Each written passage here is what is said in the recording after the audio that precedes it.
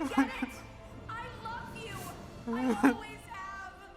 So This please is getting kinda repetitive, don't you think? Female heroines, a trope that can be seen more frequently in contemporary media, from movies and TV shows to games and books. This increase in the use of female heroines is a subversion of the traditional representation of gender roles present in these media objects. This subversion of traditions leads to the presence of characteristics in female protagonists that one might consider to be manly. Personally, I do love strong female characters who don't need no man to save them. So let us look at how these female heroines are represented in adventure serials through the use of both feminine and masculine traits. I argue that in these shows, the female protagonist or heroine or both is represented through the use of both feminine and masculine traits, thus subverting certain expectations regarding this predominantly male-led genre of serials. I will bring examples from the animated shows She-Ra and the Princesses of Power, Avatar, The Legend of Korra, Amphibia, and Kipo and the Age of Wonder Beasts. But before we get into the mask and the femme, let's discuss the genre for a bit. The adventure genre is one of the most popular genres of TV, and it can be defined by a single narrative structure, the monomyth, analyzed and discussed in Joseph Campbell's book, The Hero with a Thousand Faces. A hero ends up in a strange land, undergoes significant character development, defeats the big baddie, and gets his reward: money, power, glory, or the girl. This structure, of course, focuses 99% of the time on male protagonists and their masculine character traits. Naturally, the shows I will discuss subvert the traditional monomyth by putting female heroines with both masculine and feminine traits as the protagonists of the show. Let's talk about them. According to tradition, to be masculine is to be strong, courageous, and independent. The monomyth aided this subconscious structuring and reinforcement of gender power dynamics. Thus, the male protagonist becomes the one who fights the evil, who builds and destroys, and who saves the thing that needs to be saving. He is the one who acts, while the female characters in the same story usually react.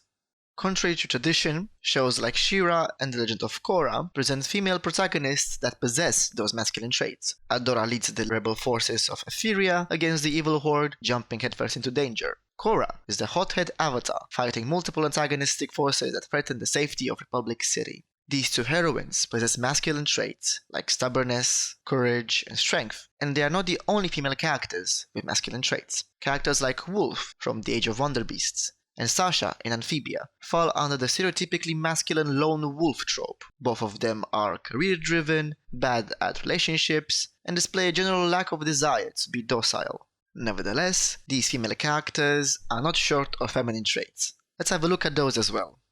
That's the cutest fucking thing I've ever seen in my entire life. According again to tradition, women are represented by docility, family-oriented values, a focus on emotions, and a strong link to nature.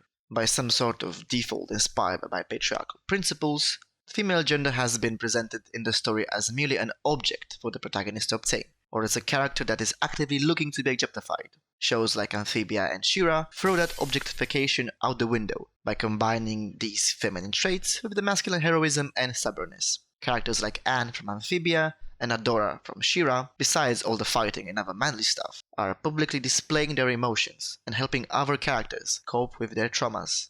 Thus, these characters take the roles of the warrior and the healer together. Another important feminine trait visible here is a connection with nature.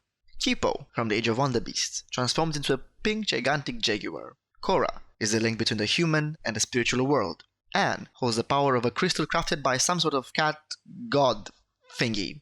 And Adora holds the key to harnessing a planet's power, basically transforming it into a weapon. This weaponization of nature is a result of the symbiosis of masculinity and femininity in the representation of female heroines, subverting in the process the traditional gender power dynamics enhanced by the monomyth.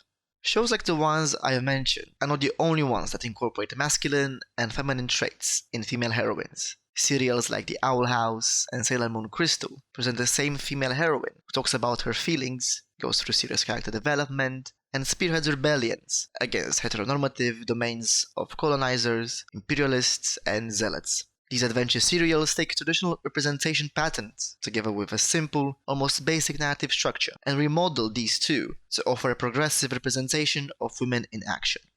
While I was doing my research, I concluded that there are scholars in the field that have also noticed the presence of femininity and masculinity in female heroines. Academics like Foka argue that female characters evolved from objectified females to strong and brave action heroines, and I cannot agree more with that.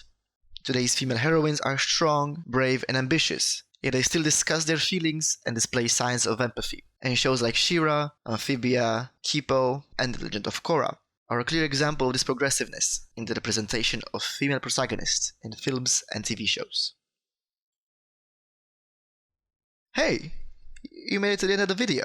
Now that's what I call commitment.